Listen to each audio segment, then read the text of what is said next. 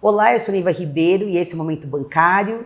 No programa de hoje nós vamos falar sobre a Lei de Igualdade Salarial entre Homens e Mulheres, a Lei de Igualdade Racial, sobre a abolição inacabada, temas que são recorrentes no sindicato, que fazem parte da nossa pauta de reivindicações e que estão agora sendo discutidas, aprovadas, discutidas no Congresso Nacional, apresentadas pelo governo Lula, por pressão dos trabalhadores, e muito importante a gente aqui comentar, discutir, falar sobre esses assuntos que fazem parte da rotina do sindicato. Para fazer esse bate-papo conosco, eu tenho meu companheiro Júlio Santos, que é dirigente sindical, doutor em Direito Político e Econômico, membro da SEGROS, que é a Comissão de Gênero, Raça e Orientação Sexual da CONTRAF, onde a gente debate esses temas para levar para as mesas de negociação. Olá, Júlio, tudo bem? Olá, querida Neiva, um grande abraço a todos os trabalhadores e muito obrigado pelo convite. Obrigada a você por ter vindo.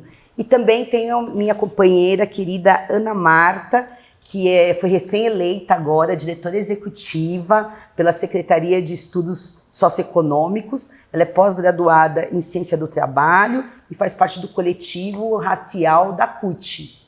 Tudo bom, Ana Marta? Tudo bem, Neiva. Obrigada pelo convite e obrigado a todos e todas que estão assistindo. Obrigada a você e aproveitar agradecer os bancários que votaram na Chapa 1 e que foi muito bom a participação de vocês, 94% de participação. Agradecemos muito a confiança e vamos junto fazer muita luta porque é necessário. Ana Marta e Júlio, né? Essas pautas que a gente está falando aqui, que foram discutidas no governo federal, né? No dia 24/4, foi aprovada essa lei de igualdade racial, que eu gostaria que o Júlio falasse um pouco mais para a gente, né? Porque ela é uma lei que vai alterar o Estatuto da Igualdade Racial e eu gostaria que você falasse mais para a gente. E a gente aprovou agora, no dia 4 de maio, Ana Marta, uma lei que prevê igualdade salarial entre homens e mulheres, prevendo multa para os empregadores. Os empregadores têm que pagar multa para os trabalhadores caso eles não cumpram essa exigência. E isso é um assunto que a gente já discute muito em mesa de negociação, né? A nossa mesa de igualdade de oportunidade, ela vai fazer 23 anos, né? O sindicato é pioneiro nessa discussão, é um dos pioneiros nessa discussão de trazer esse tema para a mesa de igualdade de oportunidades. Então é muito importante que a gente coloque aqui, converse com os bancários, que essas mudanças que estão acontecendo no Congresso, que estão acontecendo, que o presidente Lula pautou, porque a gente também participou da construção de um projeto de governo que a gente entregou para ele, as centrais sindicais, e a gente foi lá cobrar que essas pautas estivessem colocadas. Isso tem a nossa participação, tem a nossa mobilização, tem a nossa pressão, né, Júlio? Então fala um pouco para a gente dessa lei de igualdade racial e como que ela muda o Estatuto da Igualdade Racial e como que por que isso é tão importante para nós trabalhadores, Júlio? Querida Neiva, esse é um ponto muito importante de nós resgatarmos, né? Tem muitas pessoas que perguntam o seguinte: por que essa lei ela altera o Estatuto da Igualdade Racial? É importante nós destacarmos a importância do Estatuto da Igualdade Racial.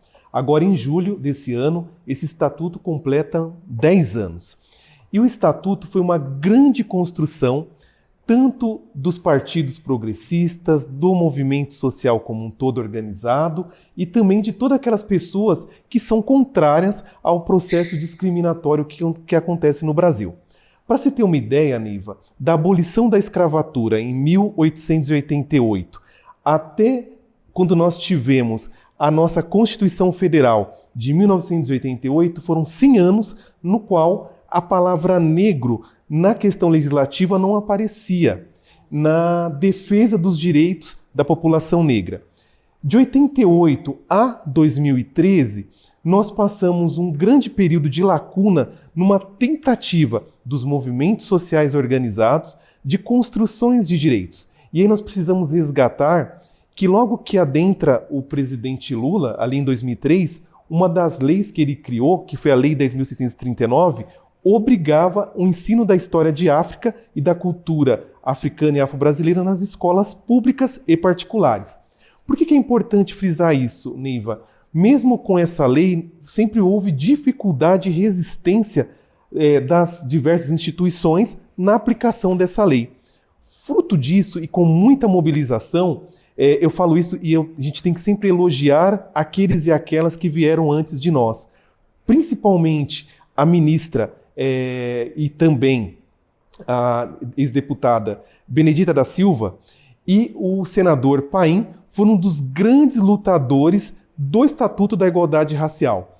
E o que o Estatuto estabelece? É uma grande articulação política que visa construir políticas em prol da população negra e também com um recorte especial sobre as comunidades quilombolas. Muitos não sabem, Neiva, mas no Brasil nós temos aproximadamente 6.000 comunidades quilombolas.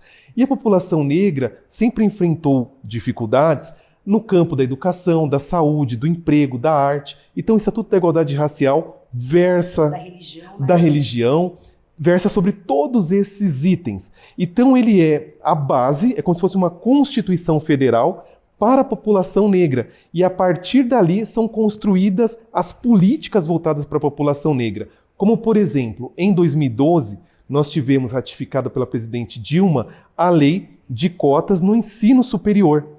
Em 2014, nós tivemos as cotas voltadas no serviço público. Tudo fruto do Estatuto da Igualdade Racial. Então é por isso que o presidente Lula vem com uma lei que versa a esse respeito. E agora eu chego no núcleo da sua pergunta. A gente tem que fazer muita divulgação dessa lei. Já vi a importância... E por que o que o presidente Lula fez é muito importante, principalmente para as entidades representativas da classe trabalhadora? Neiva, eu vou fazer um pequeno resgate aqui da nossa luta aqui no Sindicato dos Bancários, que foi a conquista do mapa da diversidade, que nós tivemos a edição de 2008, 2014 e 2019. Qual era a nossa luta com o segmento bancário? Identificar o rosto dos bancários. Qual era a situação dos bancários em geral e principalmente dos bancários negros e a situação das mulheres em geral. Então, uma política como essa ela é fundamental, Neiva, porque nós vamos conseguir identificar em uma empresa quem são os trabalhadores brancos, quem são os trabalhadores negros, e é importante destacar, porque também no Instituto da Igualdade Racial tem lá determinando quem são os negros no Brasil, que é um grande ponto, Neiva, de dúvida. Negros são a composição de pessoas pretas que têm a pele assim como a minha, dos pardos, que são as pessoas que são frutos da miscigenação, e no Estatuto também diz que são aqueles que têm cores análogas. Aí você pode me perguntar... Eita, agora... Cores análogas. Cores análogas. O IBGE, Neiva e querida Ana Marta, quando vão fazer a pesquisa de campo para identificar as cores das pessoas, elas dizem assim: eu sou cor de chocolate, sou marrom bombom, eu sou cor do pecado, eu sou marronzinho, eu sou moreno. Então o IBGE... As pessoas temem falar negro, né? As pessoas temem falar ainda negro, né? Algumas pessoas, né? Porque existe uma construção ideológica que você ser vinculado ao negro não é bom. Eu já percebi isso quando nós estamos fazendo discussões aqui no sindicato e a gente usa preto, né? Preto. As pessoas às vezes se assustam. E é normal, Neiva. Por exemplo, se alguém me falar, você é um homem preto? Sim, eu sou um homem preto. Dentro da composição negra. Então, a negritude abarca o preto e o pardo. E as cores análogas. Agora não, mas agora eu quero que você fale mais das cores análogas, porque eu não sei se... Eu acho que a Ana Marta, que estuda mais, está no coletivo, tem mais compreensão disso, mas eu quero entender melhor. Aqui eu acho que tem mais gente que está acompanhando que talvez precisa de entender também. Então você está dizendo que quando a pessoa ela não sabe determinar sua cor, que ela responde lá marrom bombom, moreninho, queimadinho de sol, chocolate, ela tá dizendo, essas cores análogas seriam o pardo? Seria um pardo. Tá. Então, dentro da tipificação, quando ela determina um tom de pele como esse, um técnico do IBGE já o entende como pardo e ele entra dentro do conjunto de pessoas negras. E quando as pessoas têm a pele clara e tem o cabelo crespo, tem os traços do nariz, da boca, como que faz isso? Isso é análogo ou como que é? Tá, então vamos lá. É uma discussão Agora, muito ampla. Nós vamos mudar toda a pauta do programa e vamos discutir só isso, Ana Marta. Vamos lá, pauta importante. Vamos mudar a pauta, mas é muito interessante isso. Parece brincadeira, Neiva, mas um dos grandes dramas do Brasil é não se compreender racialmente, né? Porque as pessoas não compreendem a sua história. E o Brasil é um país extremamente miscigenado, né? E aí é por isso que nós temos uma configuração que a gente chama do racismo científico e algo que foi a base do Brasil, que é a eugenia negativa e a eugenia positiva. O que é isso? Tinham pensadores que defendiam o seguinte, a miscigenação vai ser algo bom para o Brasil, porque vai se criar uma nova raça. E essa nova raça não vai ser nem branco nem preto, vai ser uma raça híbrida. Então a eugenia positiva via dessa forma. E aqueles que defendiam a eugenia negativa diziam o seguinte, o que nascerá do Brasil é algo tão estranho, algo tão esdrúxulo, porque é a junção de um negro com um branco, então isso não tende a dar boas coisas. E isso nós estudamos nos grandes núcleos do pensamento, olha por isso que nós ainda somos tão vítimas disso, até a década de 50, até 1950. Nós tivemos, Neiva, em 52, governo Getúlio Vargas, o último concurso de bebê eugênico e de mulher eugênica. Caramba, que coisa horrorosa, gente. O que é isso? Isso, Neiva, nós temos a influência disso até os tempos atuais. O que isso significava? Quem era a mulher eugênica? Nem você nem Ana Marta contemplam os requisitos da mulher eugênica. Que era assim, a mulher quanto mais branca possível seria melhor, o corpo tinha que ser um corpo magro, uma cintura fina, de preferência um quadril largo, olhos claros, de preferência azuis ou verde. O verde não era nem tão bem quisto, mas azuis melhor ainda. E o cabelo quanto mais liso possível. Ou seja, esses padrões ainda estão aí de na beleza, publicidade na TV ainda, né, Ana? Muito presente ainda. Nas redes sociais e tá bom. Então nada é um acaso. Então o que acontece? Dentro desse grande escopo, é preciso cada vez mais nós compreendermos nossas raízes, entendermos de onde viemos, quem foram nossos avós, quem foram os nossos bisavós. Sabe por que eu digo isso, Neiva? Conforme a gente vai conversando com as pessoas, a gente percebe que nas famílias existe um processo de blindagem racial. O que é blindagem? Tentar se afastar ao máximo do que é ser negro.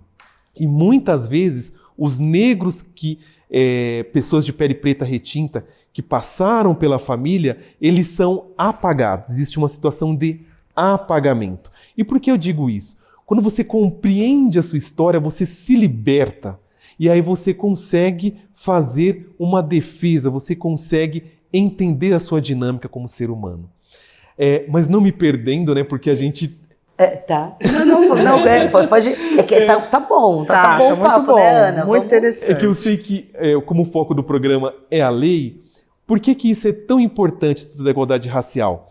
Porque ele começa a, de forma transversal, costurar políticas entre os ministérios, entre os diversos órgãos de Estado, na construção de políticas. Por exemplo, como nós muito bem colocamos aqui agora, isso permite que os diversos órgãos de governo possam proporcionar para as entidades representativas de classe um encurtamento de distância na luta.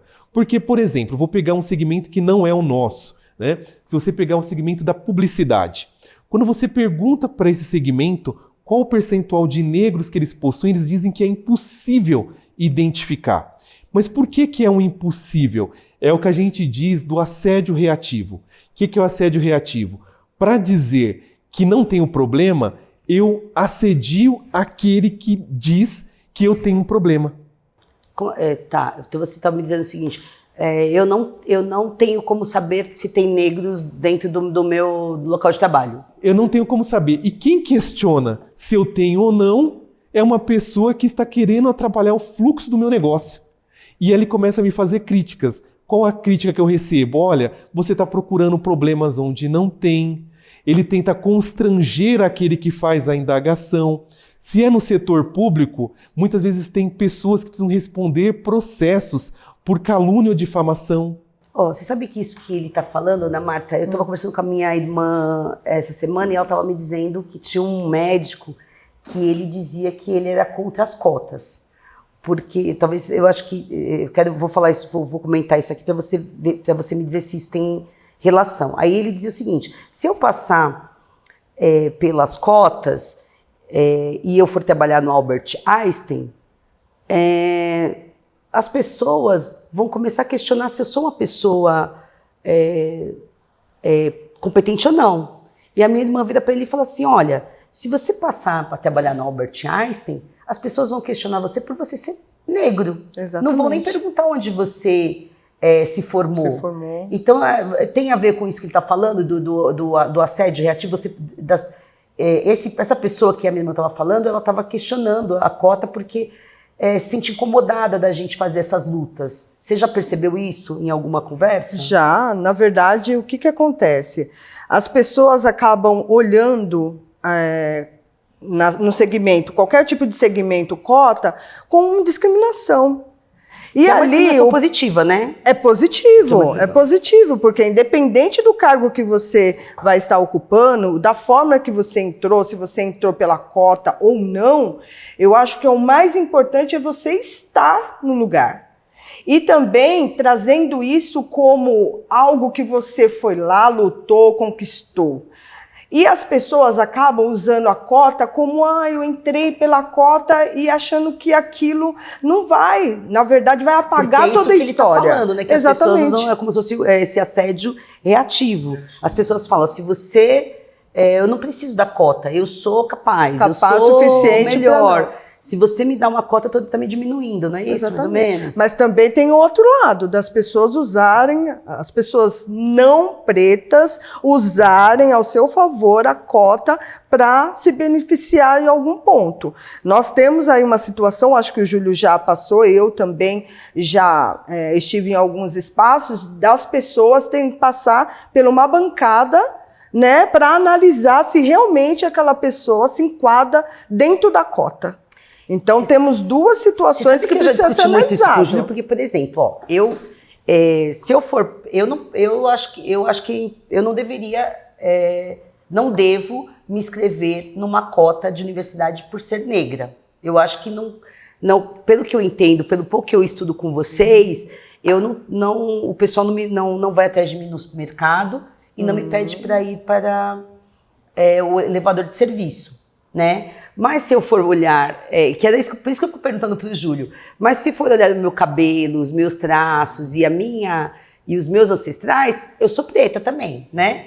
E aí como resolve isso? Como você se identifica? Então, quando eu vou assinar os meus questionários, eu fico na dúvida.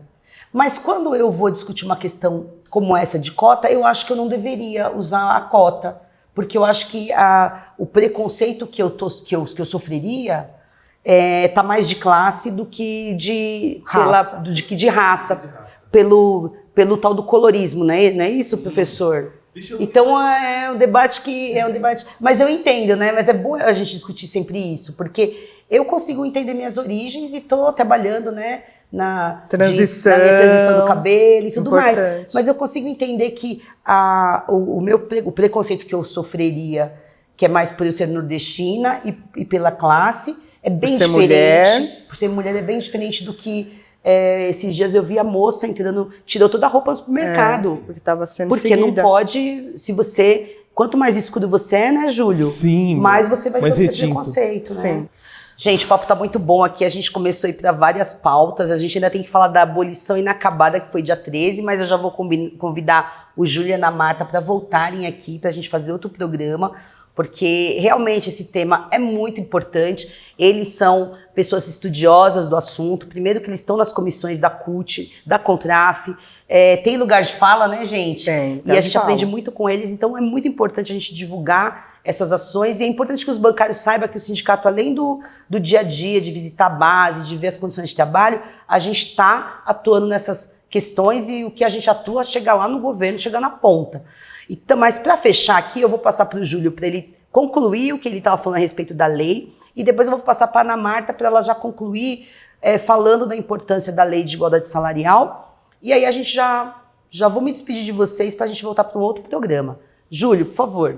Então, Neiva, nesses 135 anos da abolição inacabada, uma lei como essa, né, decretada pelo presidente Lula, ele traz uma garantia e um colchão para que a maioria dos representantes trabalhistas possam atuar lutando para que as categorias profissionais possam ter mais profissionais negros e, principalmente, possam criar políticas dentro dos sindicatos para que a representatividade negra realmente possa acontecer em todos os segmentos. Então precisamos ficar muito atentos e trabalharmos para que a equidade racial efetivamente aconteça. Muito bem. Ana, e em relação à lei de igualdade salarial, que é uma lei que a gente já luta na prática na mesa de igualdade de oportunidades, qual que vai ser o efeito prático dessa lei para a sociedade e para as mulheres negras? Primeiro, para a sociedade, é importante essa lei que o Lula sancionou, porque traz uma segurança e obriga o empregador realmente não contratar os funcionários com desigualdade salarial. Eu acho muito importante, porque quando a gente vai falar em várias categorias, né, Neiva? Não só na bancária, que é a nossa, eles sempre negam, não existe desigualdade salarial. E nós sabemos, na prática, que existe sim. E quando a gente vai citar ainda as mulheres pretas, aí é uma desigualdade discrepante, né? Na nossa categoria, Neiva, nós temos ali um setor muito valorizado, lógico, nós mulheres estamos tendo aí ascensão, mas nós continuamos ainda no setor operacional. E aonde que nós queremos chegar? Nas lideranças, nos cargos realmente que lidera, a diretoria, e essa é a nossa dificuldade. E quando os bancos acabam dizendo que não há também da desigualdade salarial, a gente vai buscar, entra com o salário igual, mas vamos colocar uma situação importante aqui. Eu entro com o salário igual a de um homem, vamos colocar de um homem branco. Ok, esse homem, Neiva, vai ter uma ascensão muito mais rápida do que eu. Na hora de uma promoção, você acha que eles vão me promover ou vai promover um homem branco? E aí a gente começa a ter essa dificuldade, esse distanciamento do salário, né? Quando a gente também vai ver essa parte, que nós sabemos que nós mulheres, nós temos aí diversas lutas e também estamos ali à frente dos lares, quem cuida, né? Muita gente quer realmente que os homens compartilhem aí o trabalho doméstico e tudo mais, mas nós sabemos que o peso para as mulheres é muito grande. E quando as mulheres acabam tendo, né, a licença maternidade, que é uma luta e é uma conquista muito grande da categoria, ainda fica mais, porque quando a gente volta para o setor, Neiva, a gente é esquecido. Verdade. Esquecida. Então, isso tem que ter um olhar de todo empregador. Então, por isso que essa lei é importante para todos nós, não só na categoria bancária, mas em todas as categorias, porque vai ter que equiparar sim. O empregador vai ter multa se tiver essa diferença, ou se não, até mesmo ter a punição cabível para isso. Então, eu acho que essa lei traz ali uma segurança. Eu acho que as empresas estão olhando, porque isso está na mídia. Eu acho que a gente tem que divulgar muito essas leis para que a gente faça essa luta. E nós aqui, da entidade sindical, nós estamos à frente desses debates, levando aí todas as demandas da categoria. Isso daí fortalece. Isso daí você que está nos assistindo agora pode também nos ajudar entrando no site do sindicato, colocando ali as suas demandas, porque isso é uma luta de todos, da sociedade e da categoria bancária. Então eu fiquei muito feliz, viu, Neiva, sobre essa ascensão que o Lula fez, porque isso vai trazer ali uma preocupação para os empregadores e vai trazer uma tranquilidade para nós trabalhadores, que isso está sendo olhado e se não for cumprido, vai ter aí penalidades severas. E vai ter muito trabalho para nós do sindicato, porque a gente vai ter que fiscalizar, né? Se eles estão cumprindo, fiscalizar, né? Tem que fiscalizar para ver se, principalmente a nossa categoria, né? Que já temos ali uma fatia muito pequena, eu faço o recorte racial, que eu não posso deixar de fazer, de homens e mulheres pretas, entendeu? E isso daí, quando vai para o nosso lado, que é o lado racial, o corte racial, fica ainda muito mais gritante. Uma mulher preta ganha em torno de 40% menos de um homem branco. Então, isso daí acaba tendo ali, não só no âmbito de trabalho, mas também afeta todo o trabalho, a cadeia. Porque essa mulher, é que fomenta todo o comércio, o mercado, entendeu? Quando essa mulher ganha um salário, ela vai comprar mais, ela vai, na verdade, ter um benefício maior na casa dela, os estudos dos filhos. Então, você vê como isso ajuda num todo? Sim. Então, é isso que a gente precisa estar falando e fomentando e realmente cobrando dos empregadores essa equiparação, esse ajuste aí de salários. Bom, obrigada, Ana Marta, obrigada, Júlio. Então, já fica o convite para a gente voltar aqui falando do colorismo, falando dessa questão de cotas. Que você colocou de cotas.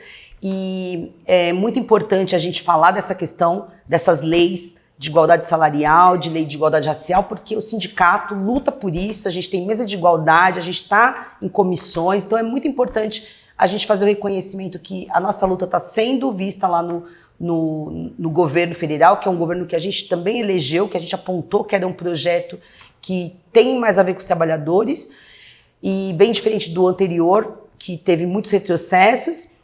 E também quero deixar registrado que a gente tem lá a Ivone Silva, que é a nossa presidenta, que está no Conselho de Desenvolvimento Social Sustentável, Econômico Sustentável, que também faz essas discussões com vários setores da economia. A Ivone e a Juvândia também, que é do ramo financeiro. Então, nós bancários estamos discutindo questões para além da categoria, porque isso é muito importante para a gente. Obrigada e até o próximo programa.